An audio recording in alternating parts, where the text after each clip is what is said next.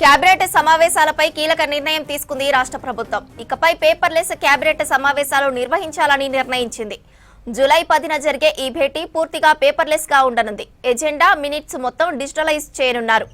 Cabinet లో మాట్లాడేదంతా digital record చేయనున్నారు. Paperless తో పాలసీలో పారదర్శకత, వేగంగా పనులు జరగనున్నాయి. రానున్న రోజుల్లో డిజిటల్ ప్లాట్ఫామ్ తోనే మంత్రులు ఫైళ్లను పరిశీలించనున్నారు. ఇదే విషయానికి సంబంధించి మరింత సమాచారం యాదగిరి అందిస్తారు. యాదగిరి, ఇకపై డిజిటల్ కేబినెట్ భేటీలు జరగనున్నట్లు తెలుస్తోంది. అప్డేట్స్ ఏంటి? ఎస్ శ్రవంతి, ఇక నుంచి జరిగే ఈ కేబినెట్ సమావేశాలకు సంబంధించి పూర్తిగా డిజిటల్ ప్లాట్ఫామ్లోనే జరపాలని చెప్పేసి ప్రభుత్వం నిర్ణయించింది. అయితే జూలై 10న కేబినెట్ సమావేశం నిర్వహించనున్నారు. ఈ జూలై 10న జరిగే కేబినెట్ సమావేశం పూర్తి స్థాయిలో ఈ పేపర్లెస్ విధానంలోనే ఈ కేబినెట్ సమావేశం నిర్వహించాలని చెప్పేసి ప్రభుత్వం నిర్ణయించింది.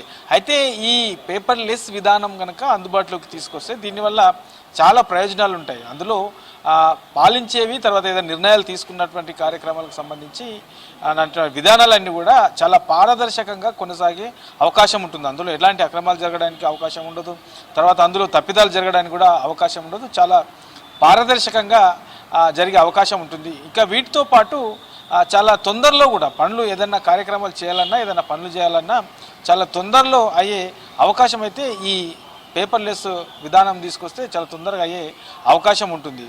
ఇక వీటితో పాటు ఫైళ్ళకు సంబంధించి కూడా ఏదైనా చూడాలన్నా, ఏదైనా తొందరగా కావాలని చెప్పేసి కావాలనుకున్నప్పటికీ దాన్ని ఈ ఫైల్ ఇక్కడ ఉందా, లేదంటే ఇంకెక్కడ ఉంది, ఏ దాంట్లో పెట్టారు, ఇట్లా వెతకాల్సిన సిచ్యువేషన్ ఈ పేపర్ అందుబాటులో ఉంటుంది. కాబట్టి అది కాకుండా ఈ పేపర్లెస్ కనుక అందుబాటులోకి వస్తే ఈ డిజిటల్ విధానంలో ఆ ఫైల్ నేమ్ కొట్టి సెర్చ్ చేసి డైరెక్ట్గా దానికి సంబంధించినటువంటి ఫైళ్ళు కూడా వచ్చే అవకాశం ఉంటుంది. కాబట్టి దానికి సంబంధించి ఆ ఫైళ్ళకు సంబంధించి కూడా చాలా తొందరగా నిర్ణయాలు తీసుకునే అవకాశం అయితే ఈ పేపర్లెస్ విధానంతో ఎంతో ఉపయోగపడే అవకాశం అయితే ఉంటుంది.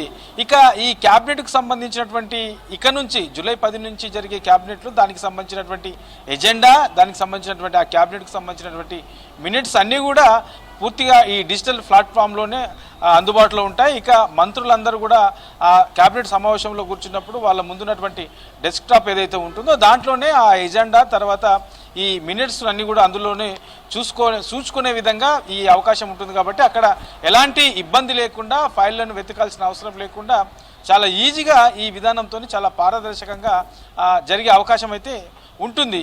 ఇక దీంతో పాటు ఇందులో ఏదైతే ఈ కేబినెట్ సమావేశంలో చర్చించి నిర్ణయాలు తీసుకుంటారో అందులో మంత్రులు, తర్వాత సీఎం కూడా అందులో చర్చించి దాని మీద నిర్ణయాలు తీసుకుంటారో వాటిని కూడా బయటికి రాకుండా అదంతా కూడా అక్కడ రికార్డ్ అవుతుంది. డిజిటల్ ప్లాట్ఫామ్లో రికార్డ్ చేస్తారు.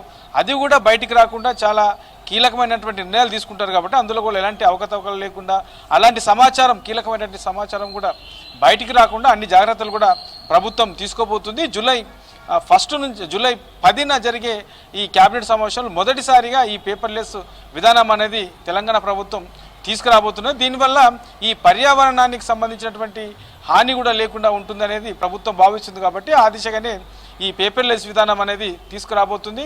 ఇందులో యొక్క కేబినెట్ సమావేశానికే కాదు, మంత్రులు, తర్వాత ఉన్నతాధికారులకు సంబంధించినటువంటి ఫైళ్ళ మూమెంట్ విషయంలో కానివ్వండి, ఏదైనా ఫైల్ మూమెంట్ చేయాలన్నా, లేదంటే అందులో వాటిని పరిశీలించాలన్నా, ఆమోదం తెలపాలన్నా ఇక ఎక్కడ తిరగాల్సిన అవసరం లేదు.